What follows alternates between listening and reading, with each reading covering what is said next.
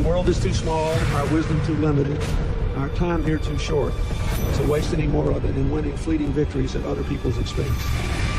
The Clinton Global Initiative, which brings philanthropists and CEOs together with nonprofits to make concrete commitments aimed at some of the world's toughest problems.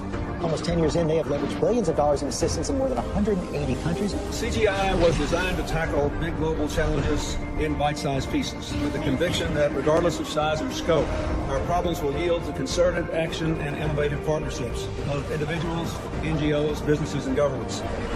We have to now find a way to triumph together. All the problems that we face, from climate change to financial contagion to nuclear proliferation, are too complex and cross-cutting for any one government or indeed for governments to solve alone. Because we believe that ending hunger is not only possible, but it is both a moral and strategic imperative. Hillary Clinton is trying to shift the spotlight to global warming, the presidential contender unveiling her plans to combat climate change. Together with innovative partners from the public and private sectors, we're working to make homes, universities, and cities more energy efficient. We share a common future, and we are here to find common ground. Women must be empowered. It's classic Bill Clinton, by using his birthday to help the causes he champions, from combating climate change to obesity and even HIV/AIDS. Help bring new dignity and respect to women and girls all over the world. And in so doing, bring new strength and stability to families as well. We are trying to do something no one has ever done before. A new report today claims that the Clinton Foundation gives about 10% of its money that it raises to actual charities and the services that they offer. It's been reported you've made $5 million making speeches. The president's made more than $100 million. Well, if you have no reason to remember, but we came out of the White House not only dead broke, but in debt. 6 years ago, Hillary Clinton was about to become Secretary of State. Barack Obama had nominated her. Everyone knew she was going to be confirmed by the Senate, going to be confirmed easily. But there was a thought, there was a question, there was a doubt out there about a potential conflict of interest. The Clinton Foundation dropping its self-imposed ban on collecting funds from foreign governments and entities.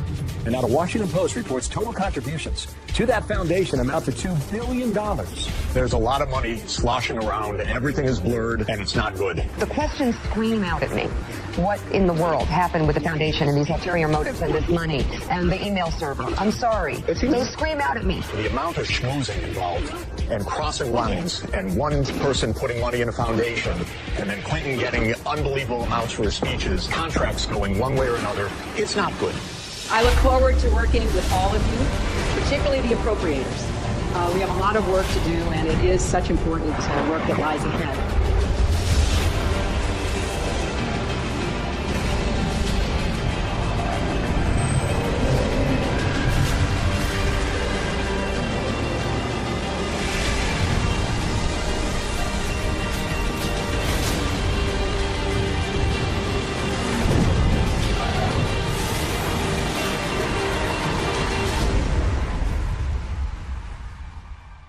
We did this with a very simple strategy.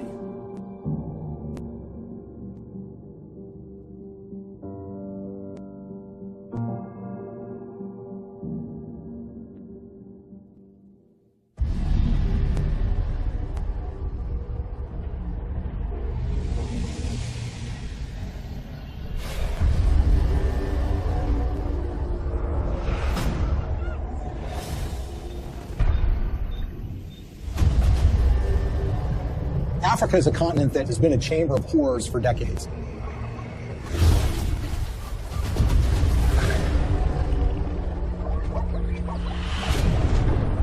It's really not the fault of the African people.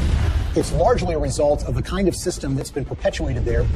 You have these oligarchs which dominate these countries that oftentimes have natural resources that can be very lucrative. And these oligarchs strike deals with foreign corporations or foreign governments who in effect prop them up and put them in power. And in exchange, these oligarchs give these entities access to rich mineral deposits. And the Clintons, you would expect to be opposed to this sort of thing, and that's at least what their language does. Our countries have deepened our cooperation on many issues, including good governance and transparency, energy, regional security, and advancing peace and development in the Niger Delta. The problem is, their words are different from their actions. Rwanda has clearly taken an impressive trajectory of development, and the people here still think Kagame is the man to take them to another level. President Paul Kagame has walked all around the crowd, thanking the people for electing him unopposed as chairman of the RPF or president of the RPF for another 7-year term. But his critics say that far from entrenching democracy in Rwanda, he's actually eroding it by silencing his opposition. Paul Kagame has been praised by Bill Clinton and the Clinton Foundation. But the fact of the matter is Paul Kagame has a terrible human rights record. He's accused of aiding military operations in the neighboring Democratic Republic of Congo, and that actually forced the recruitment of child soldiers. The UN has identified him as being involved in activities that entailed massive human rights violations. The new opposition parties that have been formed in the last year or two have one by one been silenced or otherwise excluded from the race.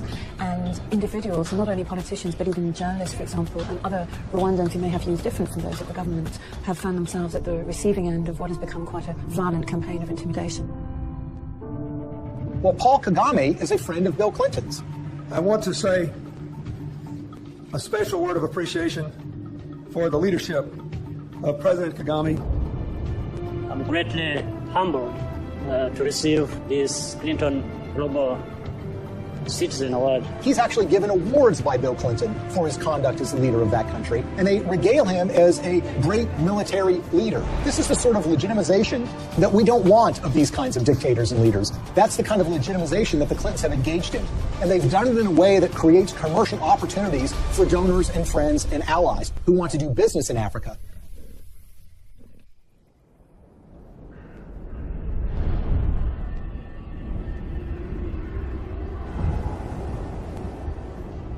Business in Africa means you're dealing with dictators who are going to give you access to, say, mineral rights or oil drilling rights, but you're going to have to pay them off. The Clintons partner with foreign entities who want access to Africa, and specifically mining companies or energy companies who need to get concessions for access to oil or natural gas or the rights to mine for gold. Those two make a powerful alliance because these companies will give money to the Clintons, either in the form of speaking fees or in the form of donations to the Clinton Foundation. And the Clintons will then, in effect, do their bidding before the halls of power and corridors of power in Africa. And they will go to foreign governments and encourage them to do business with individuals who are putting money in their pocket. And this leads to some amazing fits of behavior that, in a way, are just reminiscent of 19th century colonialism. A perfect example of this is Ambassador Joe Wilson. Joe Wilson is a longtime friend of the Clintons. In fact, he endorsed Hillary Clinton in the 2008 presidential election, and it was also thought that he might become a senior official in Hillary Clinton's State Department.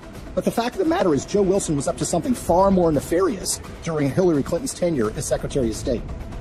In 2009, shortly after she became Secretary of State, when Wilson was the vice chairman of a company called Jarj Capital, they took out a 50-year lease on 400,000 hectares in South Sudan. South Sudan was in the middle of a civil war, and this lease was actually signed with warlords who were involved in the civil war.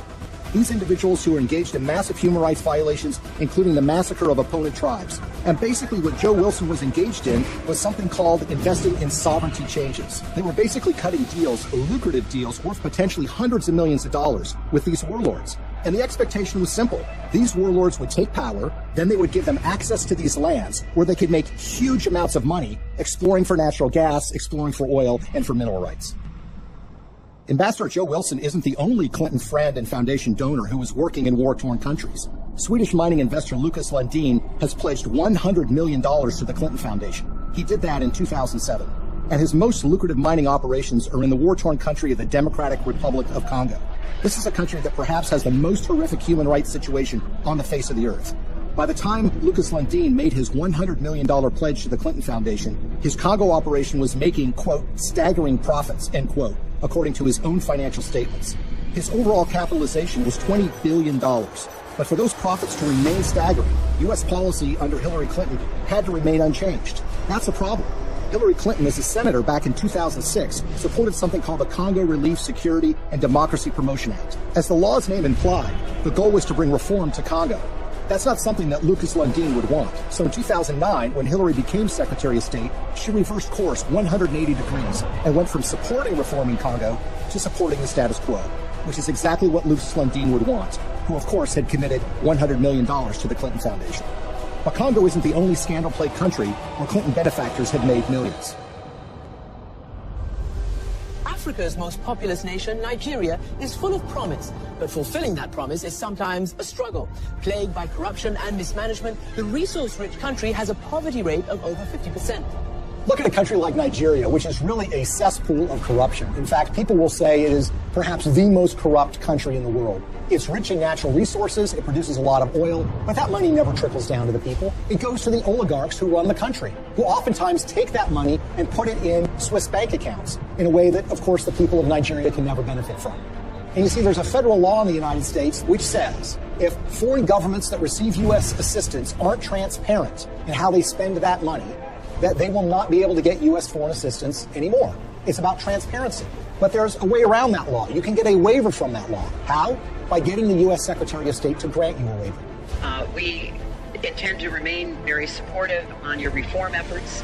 Thank you for mentioning the work we did together on the elections. We're also very supportive of the anti-corruption reform efforts, more transparency, and the work that you and your team is also championing, because we really believe that the future for Nigeria is limitless. So in the case of Nigeria, they receive hundreds of millions of dollars in U.S. foreign assistance. They've not made progress in being more transparent. And of course, they've gotten exemptions from Hillary Clinton while she was Secretary of State. What's so curious about this is what was happening commercially to the Clintons while this was going on. Bill Clinton, for the first time ever, gets paid highly lucrative speeches in Nigeria, which had never happened before. In fact, he gets paid to do 2 speeches for $700,000 apiece by a businessman in Nigeria who just happens to be close with the president of that country. Keep in mind, by the way, that his normal speaking fee is less than $200,000 a speech. So this was an enormous payday for Bill Clinton. And now we'll begin the camera.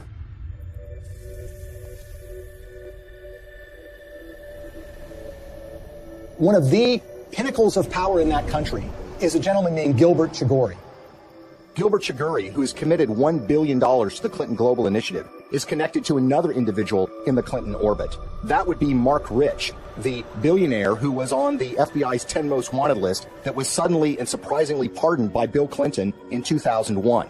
Mark Rich, you might recall, is somebody who was trading oil with the Ayatollah Khomeini of Iran at the same time that the Ayatollah was holding 50 Americans hostage. He also had a long history of busting UN sanctions by trading oil with the apartheid regime in South Africa and a whole host of other nefarious governments. Well, Gilbert Chagoury, the high Clinton donor, was business partners with Mark Rich. Together, they sopped up oil assets in Nigeria and sold them on the oil market for the benefit of a corrupt individual who was leading Nigeria at the time named General Abacha. Abacha smuggled, by some estimates, $4 to $8 billion out of the country and put them in European bank accounts. Gilbert Chagoury was indicted and convicted in Europe for helping him to do that.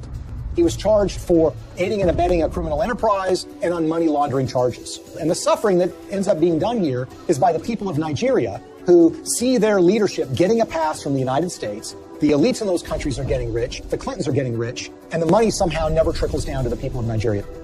Sadly, this theme of resources not trickling down to those most in need is a common one when it comes to the Clintons.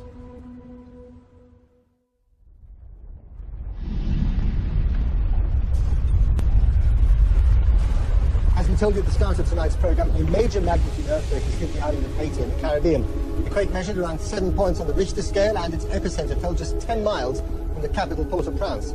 Haiti's ambassador to the US has described the event as a catastrophe of major proportions. So far, we have no information regarding the casualties. The war is coming to an end! It was a big earthquake. It lasted like 15 seconds, I think. Probably the most devastating humanitarian crisis that Hillary Clinton faced during her tenure at the State Department was the tragic earthquake in Haiti. It happened in January of 2010, and literally in a matter of seconds, 250,000 people were estimated to have died, and a large portion of the Haitian infrastructure and economy was just decimated. It was a crisis on a massive scale. The United States is offering our full assistance to Haiti and to others in the region. We will be providing both civilian and military disaster relief and humanitarian assistance, and our prayers are with the people who have suffered, their families, and their loved ones. In the days and weeks that followed the earthquake in January of 2010, Hillary Clinton made visits to Haiti. And here's the latest on Haiti. U.S. Secretary of State Hillary Clinton arrived in Port-au-Prince just about an hour ago. She is the highest-ranking U.S. official in Haiti right now since Tuesday's earthquake. She's meeting with Haitian leaders and international officials to discuss the rescue and relief efforts.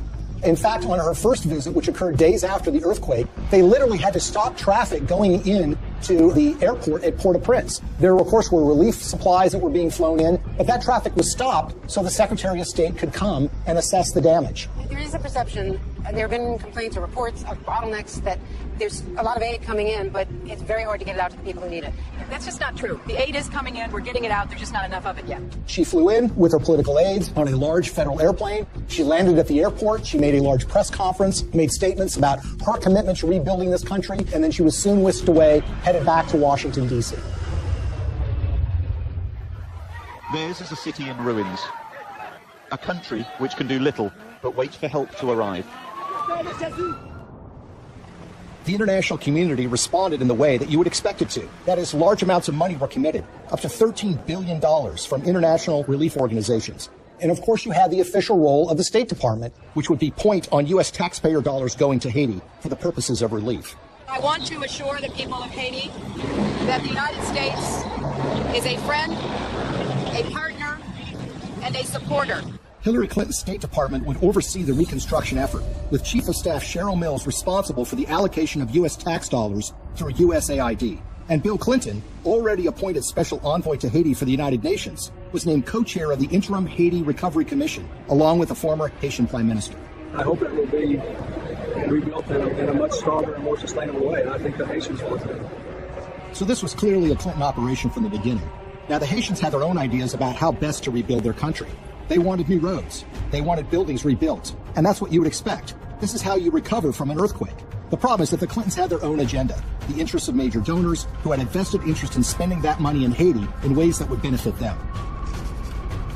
And so you immediately had this clash between the Haitians and the Clintons. And Haitians complained almost immediately that they were shut out of the decision-making process, that it was really Bill Clinton and a few of his friends that were calling the shots in the IHRC. And they made some monumentally bad decisions that not only didn't benefit the Haitian people, but ended up putting money in the pockets of major Clinton donors who had economic stakes in Haiti. We have been united behind a single goal: making investments in this country's people and your infrastructure. So it's a classic example of what some people call disaster capitalism. Disaster capitalism in that a natural disaster creates opportunities for rebuilding to take place, but also for self-enrichment to take place. And if you look at the Clintons and the promises that were made and the results that actually followed, it is a tragic story of crony capitalism gone awry.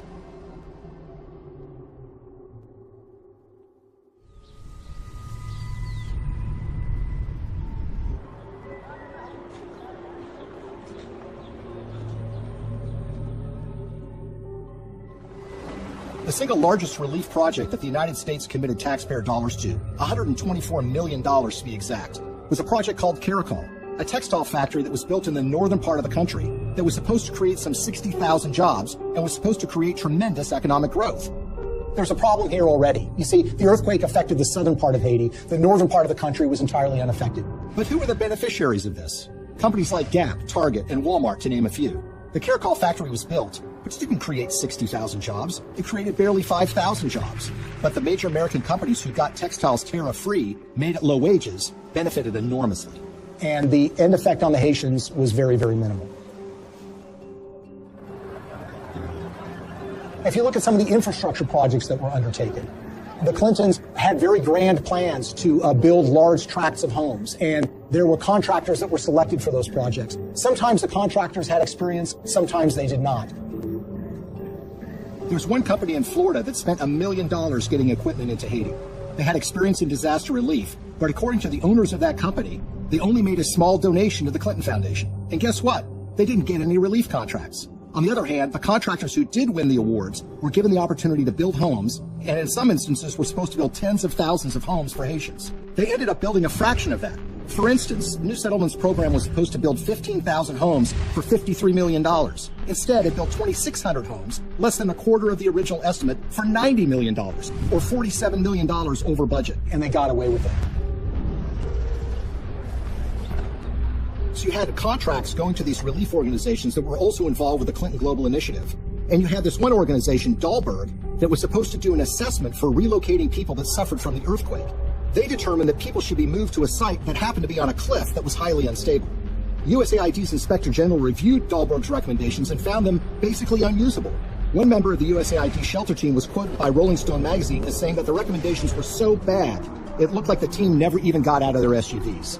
Another person said that only one of the people that was sent to Haiti by Dahlberg actually spoke French. Telecom mogul Dennis O'Brien is one of the world's richest people, and he's finding opportunities in the poorest country in the Western Hemisphere. The Irish billionaire is the largest private investor in Haiti through his company Digicel, and he's now leading the Clinton Global Initiative efforts down in Haiti. Probably no one came out better in the Haitian reconstruction effort than an Irish billionaire named Dennis O'Brien. He was a Clinton Foundation donor, giving them between $5 and $10 million. He helped arrange speeches for Bill Clinton, too. The interest of the Obama administration, particularly the former Secretary of State Hillary Clinton, all the different things that have happened to help Haiti get up off the floor have been led by the U.S. And he was the owner of something called Digicel, which is a cell phone company at the time of the earthquake. As part of that relief effort, the State Department run by Hillary Clinton wanted to fund a mobile monies transfer service that would allow Haitian citizens to transfer and receive money on their phones. Well, Digicel applied to be the recipient of that grant money. 4 weeks after their application, Digicel actually sponsored a speech for Bill Clinton in Jamaica, and they paid him $225,000. And as it turns out, within 4 months of that speech, Digicel would receive the first installment of that grant money. The earthquake actually has been great for Digicel and Dennis O'Brien. More than 4 years since a magnitude 7.0 earthquake devastated Haiti, and outrage there is growing over the largely failed reconstruction effort, despite the hundreds of millions of dollars in aid that has been collected and spent by the IHRC, the Interim Haiti Recovery Commission. So whether you're talking about housing or cell phones, you see that the people that are closest to the Clintons have made out very well from the Haitian earthquake. The rest of the country, the ordinary people of Haiti, not so much. Haitian activists staged a protest outside Hillary Clinton's Manhattan office. The demonstrators claim billions of dollars were stolen through the Haiti Reconstruction Commission headed by Bill Clinton. They also say Haiti was used as a cover for foreign governments to funnel kickbacks of possibly hundreds of millions of dollars to the Clinton Foundation. They say it was done in exchange for favors that Hillary was doing for them as Secretary of State.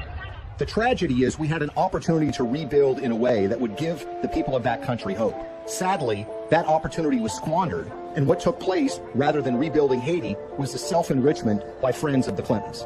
For all of Bill Clinton's talk about building Haiti back better, the fact remains that the most visible evidence of Clinton's role in the recovery isn't the improvement of daily life for everyday Haitians, but the construction of new luxury hotels just miles from the folks who have been living in tarps USAID handed out immediately after the earthquake. We are telling the world of the crimes that Bill and Hillary Clinton are responsible for in Haiti. But while the world eventually lost interest in Haiti's recovery, the influence and connections afforded to donors from the Clinton Foundation appear to have been lessons learned by others. So how much do connections to the Clintons matter when you're talking about Haiti? Consider the case of gold mining. The government of Haiti had not granted a gold mining concession in 50 years. They decided to do so during the reconstruction of their country, which was being overseen by Bill and Hillary Clinton. What company did they select to get this gold mining permit? A company called VCS Mining. VCS Mining had very little experience in gold mining, but what did they have? They had connections. Shortly after they got that concession, someone joined their board of directors. It just happened to be Tony Rodham, brother of Hillary Rodham Clinton. It was a true disaster that followed the earthquake, which was the natural disaster. This was the man-made Clinton-caused disaster in relief that led to the wasting of enormous sums of money, the enrichment of elites that were friends with the Clintons, and the Haitians were left in a situation where their life was really not much better than it was the day after the earthquake happened.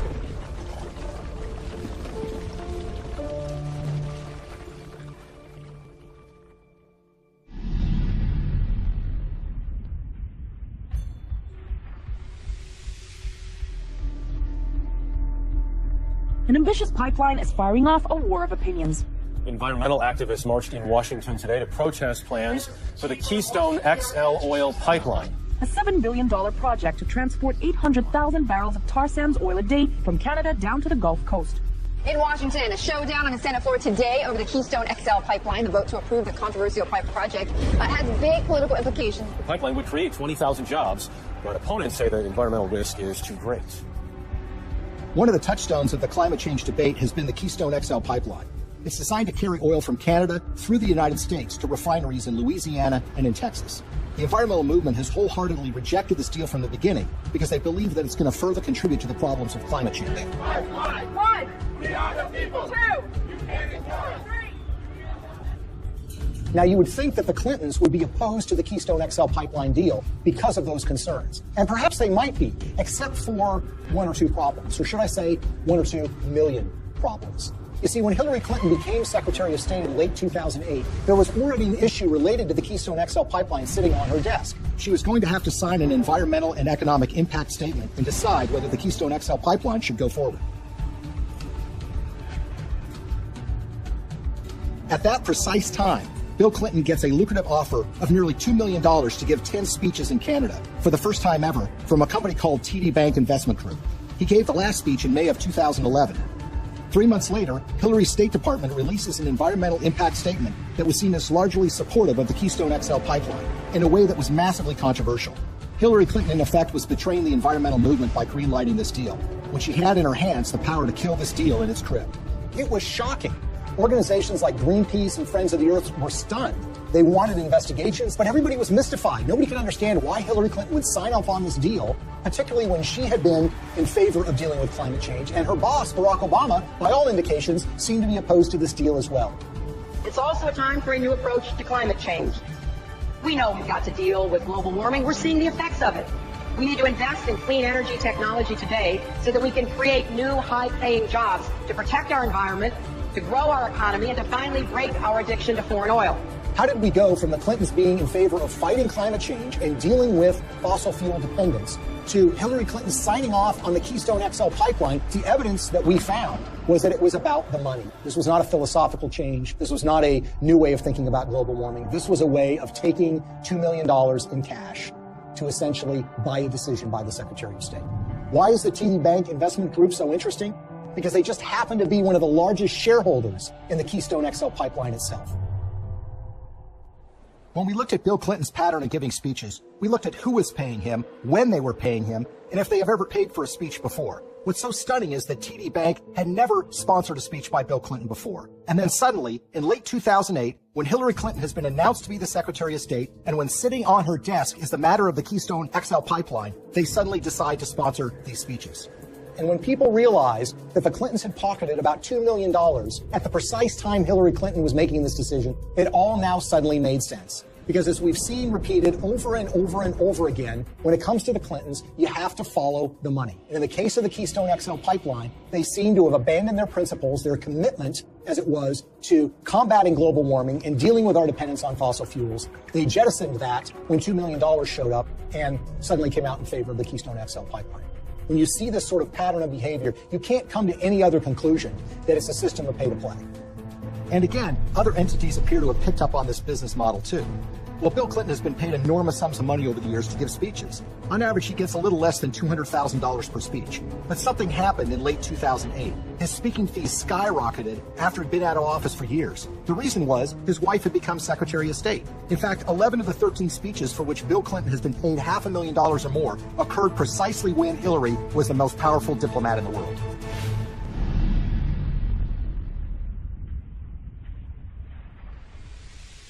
You will never contribute to an organization that will give you a higher probability of having your good intentions turn into real positive changes in other people's lives. That will give you a better chance of what you've done here tonight. His single biggest speech payday came from the Swedish telecom company Ericsson, and it's a very, very unusual and troubling story. Now, Ericsson is a Swedish telecom company that in 2009 and 2010 was in trouble with Hillary Clinton's State Department because Ericsson was selling a lot of telecom equipment to Iran, to Belarus, and to other oppressive governments, about which the State Department was concerned. Ericsson risked being put on a list by the federal government in the United States for trading with an enemy state. It was actually an effort being put forward in Washington to broaden Iranian sanctions, to include the very technologies that Ericsson was selling to the Iranian government. So it's against this background that Ericsson decided now might be a good time to hire Bill Clinton to give a speech. They had never paid for a speech by him before, and they decided to go in big, $750,000 for a single speech. 7 days after he gave that speech, Hillary's State Department came out with a statement which said, we are not going to broaden sanctions on Iran to include technologies like telecom. We're going to rely and expect companies like Ericsson to police themselves. It was a massive win for Ericsson. Ericsson was able to avoid having to deal with a regulatory battle in Washington, giving up contracts that were highly lucrative in these countries, and being put on a list that would create an enormous diplomatic problem for them. all because essentially they paid Bill Clinton to give a speech for $750,000. Will you continue to give speeches? Oh, yeah. I got to pay our bills.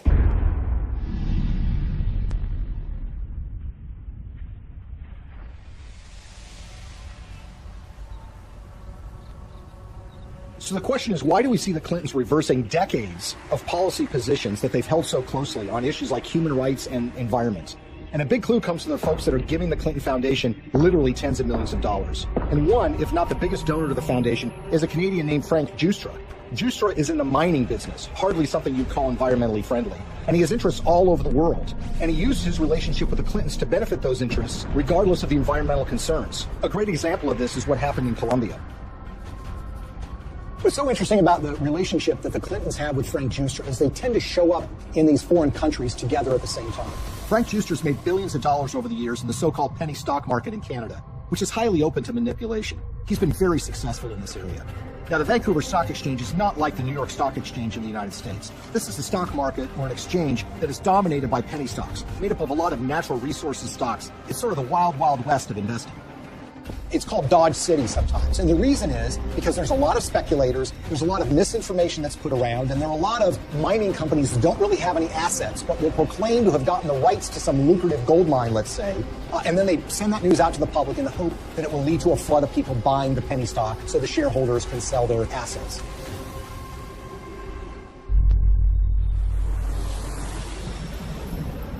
So in June of 2010, Bill Clinton and Frank Giustra fly to Bogota, Colombia. And who arrives there at roughly the same time? Secretary of State Hillary Clinton.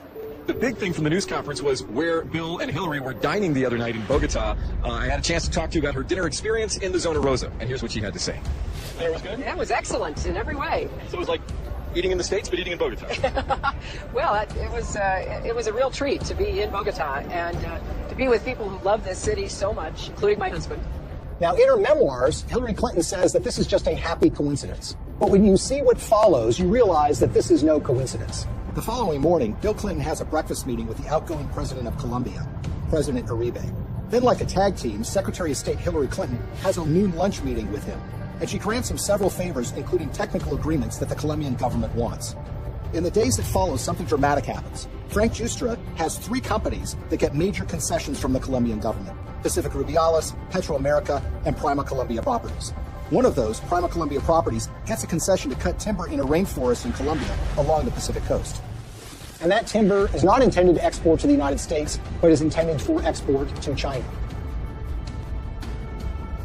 There's an outrage and upset environmentalists who realize what's going on, and eventually that permit is yanked by a future president of Colombia, but not before Frank Giustra's company is able to profit from cutting down these rainforests, which again is a behavior that runs so contrary to what the Clintons profess to be in favor of. We all know that in order to build low-carbon economies of the future, we need sustainable forests. I also know the future of our planet depends on healthy, standing forests. They've talked about the problems of deforestation. They've talked about the problems of the need for successful growing forests to mitigate carbon dioxide in the air. And yet, when this commercial opportunity was presented to a major donor of theirs, they seem to be very much supportive of that, and in fact, helped to get him those concessions. He deserves the credit for this. This was his idea, not mine, and he raised the money. And it's an astonishing achievement. My job is to make sure that it's not in vain, that he gets the return on his investment and his compassion and his commitment. The Clintons appear to have changed their stance on issues even more significant than the environment, in ways that benefit those who have put money in their pockets.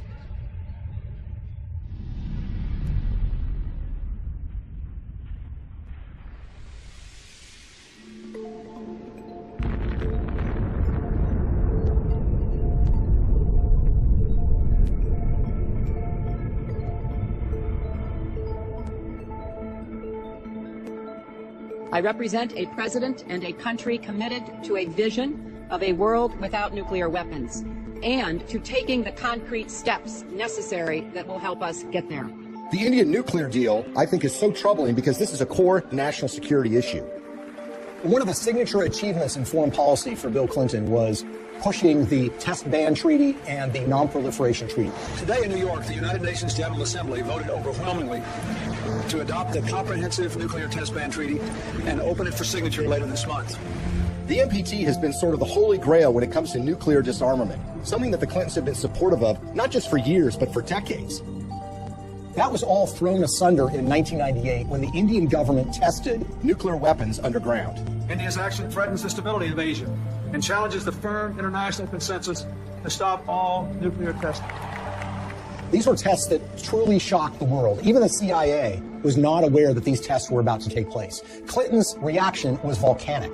He felt betrayed by the Indian government, and as a result, he imposed sanctions on India, essentially saying, you're not going to get access to U.S. nuclear technology until you sign the NPT, the Non-Proliferation Treaty. In 2005, the Indian government wanted to get these sanctions lifted. Not only do they have an interest in expanding their civilian nuclear base, they live in a neighborhood where some pretty tough customers and rivals have nuclear weapons themselves. First of all, you've got Pakistan, which is right next door, which is widely believed to have nuclear weapons. And then you have China, a longtime rival of India, which has a nuclear arsenal. The Clintons said that they were in favor of giving the Indian government some access, but the problem is it didn't go nearly as far as the Indian government wanted. So in 2005, they started making donations to the Clinton Foundation. This morning, yet another shady donation to the Clinton Foundation has surfaced, this time tied to a donor from India, apparently a friend of Bill Clinton. We're talking about tens of millions of dollars from Indian interests flowing into the Clinton Foundation. And we're talking about at least hundreds of thousands, if not millions of dollars in speeches that Bill Clinton was paid by interested parties in the Indian nuclear deal. Amar Singh, according to Clinton disclosures, has given between $1 and $5 million to the Clinton Foundation in the push to get them to support Indian access to nuclear technology. He's a member of parliament who has gotten in fistfights on the floor of the parliament, who's been charged with bribing members of parliament to get certain pieces of legislation passed. You see, the problem is when you ask Amar Singh, he says it wasn't my money. I don't have that kind of money. I couldn't have given him that amount of money. And in fact, when you look at Indian public records, you see that Amar Singh doesn't have a net worth anything close to being able to give that amount of money. So where did the money come from? Well, sometimes the most obvious answer is the correct one. Sant Chantwal is an Indian businessman who's been close to the Clintons for years. He pledged to raise $5 million for her 2008 presidential campaign. And Bill Clinton was at his son's wedding. They actually named him as a trustee of the Clinton Foundation. When Hillary Clinton was first running for the Senate in 2000, Sant Chantwal was in trouble with a federal agency called the Federal Deposit Insurance Corporation. He basically owed them millions of dollars from unpaid loans. Well, in 2000, Chantwal throws a fundraiser for Hillary Clinton, and he brings in $500,000. A few months later, with Bill Clinton still president of the United States, Sant Chantwal's case with the FDIC was abruptly settled for a mere $125,000. So basically, the federal government got pennies on the dollar. He would actually go on to plead guilty for funneling $180,000 in illegal campaign contributions to Hillary Clinton, among others. And no one seems to have made the connection. Well, maybe one reason no one made the connection is because the Clinton Foundation mysteriously erased any mention of Sant Chantwal from the website once he had admitted to his illegal activity. So here we are years later, and we've got this donation in a guy's name who swears he didn't actually make the donation. And you've got this longtime Clinton benefactor who actually gets the highest civilian award in India because of his role in changing Hillary Clinton's mind on this nuke deal. Sant Chantwal says he's worked with everybody and even laid the foundation of the Indo-US nuclear deal. So the Indian government says that they've given you this award for your role in pushing the Indo-US nuclear deal forward. How exactly would you describe the role you played in this? Well, I can tell you Indian nuclear power deal. If you look at it, I'm the first one. I laid the foundation. On the eve of the vote in 2008 to approve Indian access to U.S. civilian nuclear technology, Amar Singh, who barely knows Hillary Clinton, had a 2-hour meeting with her where they discussed the Indian nuclear deal. Amar Singh says that the dinner meeting resulted in her telling him that she was supportive of the deal and that she was making efforts to make sure that the deal did get through. And lo and behold, by 2008, Hillary Clinton was fully in support and in favor of this policy in a way that was a complete reversal of the position that she had taken before. In other words, the flow of money had led the Clintons to change their positions on the Non-Proliferation Treaty, and specifically India getting access to U.S. nuclear technology. This was a decision that was wholly out of step, wholly inconsistent with a progressive liberal agenda. Hillary Clinton made a decision of reversing her previous position after the flow of funds to the Clinton Foundation, and her husband gave some speeches in India. But this wouldn't be the last time Hillary reversed herself regarding nuclear weapons technology. Shockingly, Bill and Hillary would end up receiving money from folks that were looking to make something happen a lot closer to home.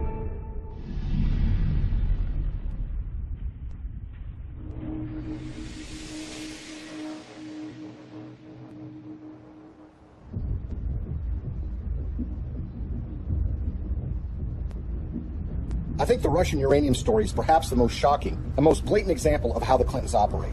This is a story about the Russian state nuclear agency, American uranium, $145 million in cash, and the Clintons. At the end of the day, this is a story about buying influence and selling influence. The Clintons are the sellers of influence. The Canadian investors and the Russians are the buyers. Bill Clinton had gone to the Central Asian country of Kazakhstan in 2005 with Frank Giustra. Kazakhstan is a country that's been run since the collapse of the Soviet Union by a dictator named Nazarbayev, who shuts down political opposition and tortures political opponents. The ostensible purpose of the visit to Kazakhstan by Bill Clinton was to talk with Nazarbayev about AIDS HIV. The problem is Kazakhstan really does not have an AIDS HIV problem. So that explanation really doesn't make sense. What makes far more sense is that Frank Giustra wanted access to very lucrative Kazakh uranium mines. Kazakhstan is one of the largest producers of uranium in the world. Bill Clinton arrives there with Frank Giustra, and they have a series of meetings with Kazakh officials. There's a press conference where Bill Clinton stands with the dictator of Kazakhstan, and he praises the human rights record. He praises that elections are being held in the country, and he even says that Kazakhstan should head up something called the OSCE, which is the Organization for Security and Cooperation in Europe. Think about that for a second. Bill Clinton is saying that a known human rights violator who's been condemned by human rights organizations around the world should head up a human rights organization. They go from a press conference to a dinner where Frank Giustra, Nazarbayev, the dictator of Kazakhstan, and Bill Clinton meet and talk. Well, 2 days after that meeting, Frank Giustra finally gets his uranium concessions with hundreds of millions of dollars. A couple of weeks after that, Bill Clinton gets his $30 million from Frank Giustra, the first payment in what will become more than $100 million in pledges and commitments and donations made by Frank Giustra. So it's really, in a way, a simple story in that they all are walking away from the table with something that they want. Nazarbayev is getting the legitimacy of an ex-president, saying what a nice and kind leader he is. Frank Giustra gets his uranium concession, and Bill Clinton and his foundation get cold, hard cash. Now let's move to chapter 2 of this story, which is even more sinister. You see, the international uranium market is very competitive. The Kremlin sees dominance and control of the uranium market as a source of national power. Frank Giustra takes that uranium concession he got in Kazakhstan and puts it into a company in a so-called reverse merger, which was one way for a private company to go public to form something called Uranium One. It's a company traded on the stock market in Canada, and they start acquiring uranium concessions in places like Wyoming, Texas, New Mexico, and Utah. And by 2009, they have what is expected to be 50% of future uranium production in the United States. This gets the interest of Vladimir Putin and the Russian government. And in fact, there are State Department cables that were leaked through WikiLeaks, which show that Hillary was aware of the fact that the Russians took great care to try to dominate the international uranium market. Well, the Russians want to buy this asset, and they offer a 40% silver price on the share of the stock. And for this transaction to go through, it has to be approved by the U.S. federal government. Why? Because uranium is regarded as a critical industry in the United States. After all, this is used for our civilian nuclear reactors and goes into nuclear weapons. So it goes before the federal government, where it needs to be signed off by a series of federal agencies, including the Secretary of State, Hillary Clinton. As Hillary Clinton is contemplating this, shareholders in Uranium One, including Frank Giustra, have sent more than $145 million to the Clinton Foundation. The chairman of that company at the precise time is a guy named Ian Telfer, who is also making donations to the Clinton Foundation, as is Frank Holmes, who is another major Uranium One shareholder. And Hillary Clinton, who has a record of opposing precisely these kinds of deals, comes out and says, you know what, I think this is a good deal. Let's let Vladimir Putin take control of what is now 20% of U.S. uranium production. Bill Clinton and Hillary Clinton are the only figures in American politics who are willing to do this deal and who could actually pull it off, because they had a reputation that runs so contrary to what they're doing. I mean, this is what the Clinton Foundation does, right? This is what they talk about politically, their support for human rights, their concerns about proliferation, their concerns about issues related to Russian aggression. There's no doubt that when Putin came back in and said he was going to be president, that did change the relationship. We have to stand up to his bullying. And what's so interesting when you consider this uranium deal are the actions of a small Canadian investment firm called Salida Capital. Salida Capital, in 2010, as this deal was going down, committed to give millions of dollars to the Clinton Foundation, and they also sponsored a speech by Bill Clinton in Canada. Salida Capital is also the name of a wholly owned subsidiary of Rosatom. Who is Rosatom? Well, this is the government agency in Russia that controls their nuclear arsenal, that built nuclear reactors in Iran, and engages in nuclear technology exchanges with rogue countries like North Korea. What this means, in essence, is that the Russian government, specifically Rosatom, was funneling money through a subsidiary directly to the Clinton Foundation. But the payday didn't end there. 4 months before Hillary Clinton's State Department would sign off on the Russian purchase of Uranium-1, Bill Clinton got paid $500,000 to give a single speech in Moscow. He was being paid by a firm called Renaissance Capital, which has a long history of association with Russian intelligence services. What makes this speech stand out is not only the timing of when he's being paid, but the amount that he's being paid. You see, the last time Bill Clinton gave a speech in Russia was 5 years earlier. At that time, he was paid about 1/3 of what he was being paid this time. Why is Russian control of 20% of U.S. uranium so troubling? If you're in an era where nuclear weapons are a reality, where nuclear energy is an important component of energy production in the United States, and increasingly around the world, control of uranium is absolutely crucial. And unlike oil or natural gas can be found in so many places around the world, there are precious few places where you can find significant and large amounts of uranium that you can produce on a commercial scale. What we've essentially done is handed this precious resource to Vladimir Putin and the Russian government. They're not only engaged in aggression in places like Ukraine, but they've been very aggressive in fighting American interests around the globe. Russia's not an ally. Russia's not a friend. Vladimir Putin's Russia is a rival of the United States, and yet we've given them control over this precious resource. Uranium, the key mineral in nuclear generation, is a domestic resource. This is what's going to power America. I think a lot of people in Middle America would be surprised to know that the Russian government is doing business in places like Colorado or Wyoming or Utah. These are small mining towns. These are operations that have existed for a while, that have been under the control of American companies or for a while Canadian companies. But it's now Russian companies that control this, and those companies are controlled by the Russian government. Having read through the archives of the KGB, the files that they have been released, I can tell you that they look at the United States as weak and ineffectual.